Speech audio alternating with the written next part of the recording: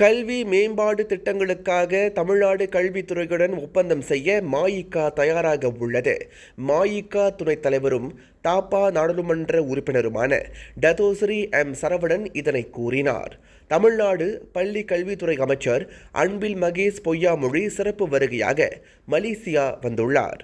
அவருடன் கல்வி சுற்றுலா மேற்கொண்டு 50 மாணவர்களும் ஆசிரியர்களும் வந்துள்ளனர். இங்குள்ள மாணவர்கள் நாளை எத்தனை உயரத்திற்கு சென்றாலும் கல்வி அமைச்சருடனான இந்த மலேசிய பயணத்தை அவர்கள் மறக்க மாட்டார்கள். அறிஞர் அண்ணாவுக்கும் கலைஞர் கருணாநிதிக்கும் மாபெரும் கூட்டங்களை நடத்திய நாடு மலேசியா. அதேபோன்று கல்வித்துறை அமைச்சருக்கும் பெரிய கூட்டம் நடத்தலாம். மேலும் உலகிலேயே மிகப்பெரிய மருத்துவ பல்கலைக்கழகத்தை நடத்தும் ஒரே கட்சியாக மஇகா விளங்குகிறது.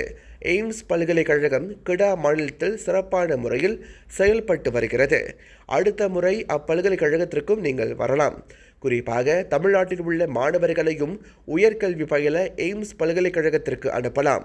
இதன் அடிப்படையில் கல்வி மேம்பாடு திட்டங்களுக்காக தமிழ்நாடு கல்வித்துறையுடன் ஒப்பந்தம் செய்ய மஇகா தயாராக உள்ளது. இதனை நான் தமிழக அமைச்சரின் பார்வைக்கு முன்வைக்கிறேன் என்று டத்தோஸ்ரீ எம். சரவணன் கூறினார். தமிழ்நாடு பள்ளி கல்வித்துறை அமைச்சர் அன்பில் மகேஷ் பொய்யாமொழியுடன் ஓர் இனிய மாலை பொழுதியல் நிகழ்வு தலைநகரில் நடைபெற்றது.